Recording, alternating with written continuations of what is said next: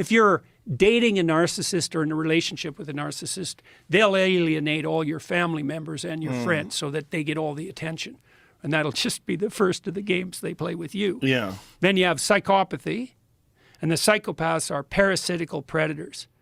And so the predator will take whatever you've got, and the parasite will live off you. And then here's a parasitical ideological statement. Property is theft, a classic Marxist trope. Why would you say that? Well, if I want to live off you, the way I'm going to justify that ethically is by claiming, well, you know, Joe, look how privileged you are. You've got all this money.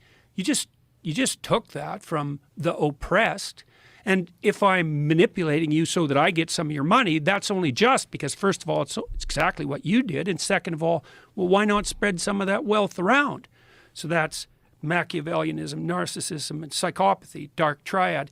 They've expanded that recently to add another dimension that was missing, sadism. And the sadist takes positive delight in causing pain to others.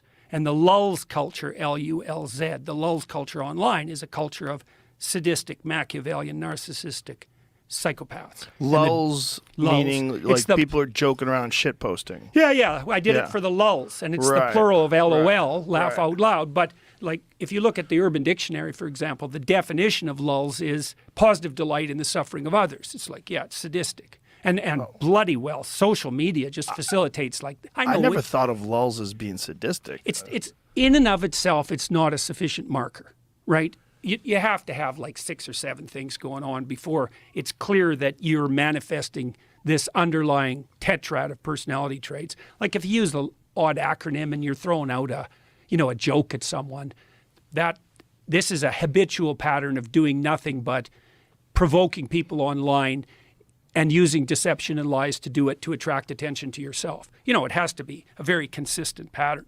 But Paulos, first of all, and his crew of researchers and people who've been influenced by him have laid out this 4-dimensional structure of the dark side, let's say. And they've shown that hyper users of social media, Instagram, for example, and people who do a lot of anonymous shit posting are characterized by, what would you call it?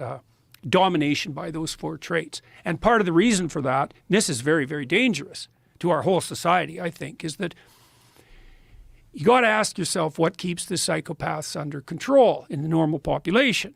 And the answer seems to be, especially on the male side, is that narcissistic aggressive men get put in their place by non-narcissistic aggressive men. And that usually has to do with something like the threat of physical intervention. You know how it is if you get a bunch of guys together. I can make a joke about you, and I could even make a joke that was that sort of put you down. But the joke would have to be funny. You'd have to have the opportunity to reciprocate, and you'd have to believe that I was doing it in good spirit. Because if I just used the opportunity to, stick the knife in, we're not going to get along with each other very long. And we know that, and men know that when they talk to each other. And so part of what keeps dialogue among men civilized is the possibility that it won't be civilized if it goes too sideways. And everybody knows that. But there is none of that online. Because anybody can post anything about anyone, no matter how denigrating and derisive, especially if they do it anonymously, and there's zero consequence. In fact, quite the opposite. If they're good at it, they get a lot of attention, and the social media companies will monetize it. And so not only is it not inhibited, it's actually facilitated. And this isn't a trivial problem, because if the psychopaths multiply enough, they take the whole society out.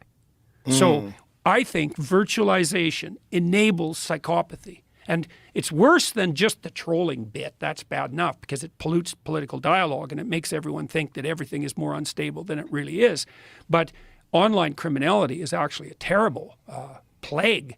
I don't think there's an old person in North America who isn't being targeted by some gang of psychopaths who's, documented all of their interests and their locale and who knows how much money's in their bank account and who's doing everything they possibly can at every second to leverage access to it. That's just happening continually. So well, that's certainly algorithms, right, for a lot of people that get trapped into these sort of situations where people are constantly throwing at them things that are opportunities for them to either make money or get this or get avoid a refund pain. Get a refund. You bet. Or they befriend them, they get it in, and some lonely old character who's not functioning cognitively quite like he used to, you know, he gets sucked in by someone pretending to be his friend and offered a great investment opportunity. Yeah. And it's very, very, very difficult to track this sort of thing online. So you get the real enabling of the criminals, because how the hell, if they're anonymous, how the hell do you keep them, you know, how do you hold them to account? But, and then a secondary derivation of that is something like trolling. And that's really not so good either, because if the psychopathic, narcissistic, Machiavellian sadists are dominating the political discourse, then ordinary people look at that and think, oh my God, everything's going to hell. Everyone's really extreme, and really it's a non-random sample. And so, you know, I can really see this in my own life, you know, because if you just looked at me virtually, you'd think like I was the world's most embattled person in some way, you know, maybe not the world's most, but I'm up in the top 10 maybe. But in my real life, then that, like, I don't have any problems. You know, I go around from town to town or from city to city, and every interaction I have with people on the street is positive. They either don't know me, which is fine, or they do, and then we have a positive interaction. And I've only had like 3 negative interactions with people in real life in the last 6 years. Like, they stand out because they're not fun, but they're extremely rare. But online, it's like, well, 50% of the people oppose Jordan Peterson. It's like, no, they don't. It's not even 1%. So we're building a virtual world that doesn't sample the real world very well, and that's not much different from building a delusion. So not good.